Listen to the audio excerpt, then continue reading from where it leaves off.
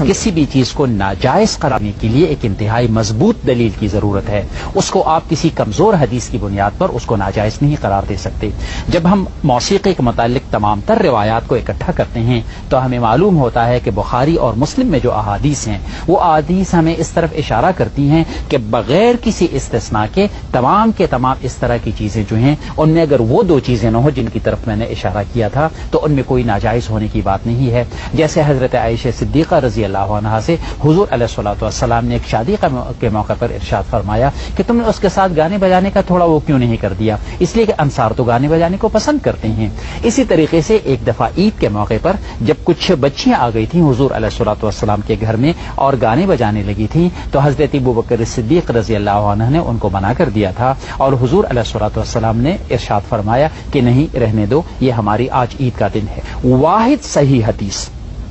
جو موسیقی کے خلاف جاتی ہے اس کا تذکرہ مولانا عبدالرؤف نے کر دیا ہے، اور وہ حدیث ہے جس میں حضور علیہ الصلوۃ والسلام نے ارشاد فرمایا کہ قیامت کے دن جن چیزوں کی اکثریت ہو جائے گی ان میں سے ایک چیز یہ بھی ہے. یہ حدیث بالکل ٹھیک ہے لیکن اس میں خبر دی گئی ہے، اس میں حکم نہیں دیا گیا. اس کا مطلب یہ ہے کہ گویا قیامت کے قرب قیامت میں لوگ ان چیزوں میں اس طرح انوالو ہو جائیں گے کہ وہ اپنی ضروریات زندگی کو فراموش کر دیں گے، وہ عبادات کو فراموش کر دیں گے، سب چیزوں کو فراموش کر دیں گے. جس طریقے سے سلمان نے کہا، میں آپ سے عرض کرتا ہوں کہ اب آلات موسیقی کی ضرورت تو بے شمار اچھے فنکاروں کو بھی نہیں رہی. وہ اپنے منہ سے ایسی آوازیں نکال سکتے ہیں کہ جو بالکل ایسی ہی ہوں. اب جیسے بانسری کی بات ہوئی، بانسری کے متعلق ایک صحیح روایت میں یہ بات بھی آئی ہے کہ حضرت عمر رضی اللہ عنہ نے جب ایک دفعہ ایک ساربان کو دیکھا کہ وہ بانسری بجا رہا ہے تو حضرت عمر رضی اللہ عنہ نے کہا کہ سفر کی کلفت کو دور کرنے کا یہ کتنا اچھا طریقہ ہے. چنانچہ یہ جتنی بھی روایات ہیں جو موسیقی کے خلاف پیش کی جاتی ہیں، محدثین نے ان پر جس طریقے سے اعتراضات کیے ہیں اور بتایا ہے کہ ان میں سے ہر ایک روایت کے اندر ایسی چیزیں پائی جاتی ہیں کہ جو ان کو کمزور بنا دیتی ہیں اور جن کی بنیاد پر یہ بات کہنا کہ موسیقی یا آلات موسیقی حرام ہیں فی نفسی ہی یہ بات ٹھیک نہیں ہے. البتہ اس کی بنیاد پر ہم یہ ضرور کہہ سکتے ہیں کہ وہ تمام چیزیں جو انسان کو انوالو کریں یا بے حیائی میں اور یا پھر اس کو عبادت سے اور زندگی کی ضروریات سے دور لے جائیں، ان میں موسیقی بھی اہم چیز کی حیثیت رکھتی ہے. اس کی ممانعت ہو جائے گی کہ ایک بات کو رسول اللہ نے حرام کہا ہو تو ہم کوشش کر کے اس کو جائز قرار دیں، یہ کوئی صحیح رویہ نہیں ہے دین میں. سب سے پہلی بات یہ ہے کہ میں اس بات سے خدا کی پناہ مانگتا ہوں کہ اللہ اور اللہ کے رسول نے جس چیز کو حرام قرار دیا ہے اس کو میں کیا کوئی بھی اور مسلمان اس کو حلال قرار دے. لیکن میں سمجھتا ہوں کہ یہ بھی ایک ناپسندیدہ رویہ ہے کہ اگر ہمارے درمیان میں علمی اختلاف ہو رہا ہے تو اٹھ کر یہ کہا جائے کہ تم یہ بات کر رہے ہو اپنی خواہشات نفس کی بنیاد پر. یہ اتنا ہی ناپسندیدہ رویہ ہے جتنا ناپسندیدہ رویہ یہ ہے. سچی بات یہ ہے کہ مجھے موسیقی سے ذاتی حد تک کوئی دلچسپی نہیں ہے اور میں موسیقی ذاتی حد تک بالکل نہ سنتا ہوں اور نہ میرے پاس اس کا وقت ہے. صرف اتنی بات ہے کہ اگر کوئی انسان اس کو سننا چاہتا ہے تو میں اس کے لیے اس کے جواز کو مانتا ہوں.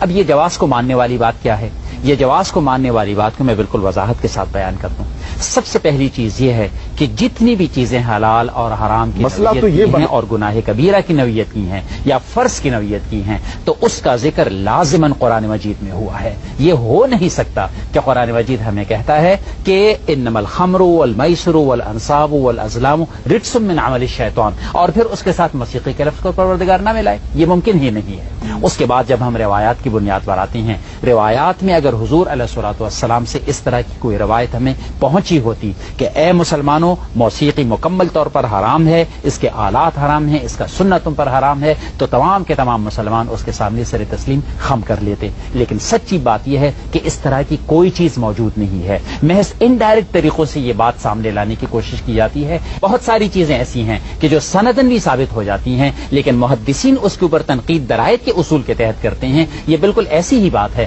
کہ جیسے حضرت ابو ہریرہ رضی اللہ عنہ نے ایک دفعہ کہا کہ حضور علیہ الصلوۃ والسلام نے ارشاد فرمایا کہ گھر میں، گھوڑے میں اور عورت میں نحوست ہوتی ہے. حضرت عائشہ صدیقہ رضی اللہ عنہ کے یہ بات جب پہنچی تو انہوں نے ارشاد فرمایا کہ ابو ہریرہ نے تو ہمیں گھر گھر اور گھوڑوں کے ساتھ اکٹھا ملا دیا۔ حقیقت یہ ہے کہ حضور نے یوں نہیں کہا تھا، بلکہ حضور نے یوں کہا تھا کہ زمانے جاہلیت میں لوگ ان چیزوں کے درمیان میں نحوست محسوس کرتے تھے۔ چنانچہ درائد کے اصول کے تحت بے شمار روایات پر نقد و جرح ہو چکی ہے، اور یہ بات کہی جا چکی ہے کہ یہ چیز اس طریقے سے عقل و فطرت کے خلاف ہے، یہ چیز اس طریقے سے قرآن مجید کے اصولوں کے خلاف ہے، اور اس کی بنیاد پر اس طرح کی روایت ماننے کے قابل نہیں ہوتی۔ جب ان تمام چیزوں کو اکٹھا ملا لیا جاتا ہے، اور میں آپ کے سامنے یہ بھی عرض کرتا ہوں کہ موسیقی کے متعلق دو بڑی خوبصورت کتابیں چھپی ہیں۔ ایک کتاب جس کا نام ہے اسلام اور موسیقی، وہ مولانا جعفر شاہ پھلواری رحمہ اللہ نے لکھی ہے، وہ بھی کافی ضخیم کتاب ہے۔ دوسری کتاب مفتی محمد شفیع رحمہ اللہ کی کتاب ہے،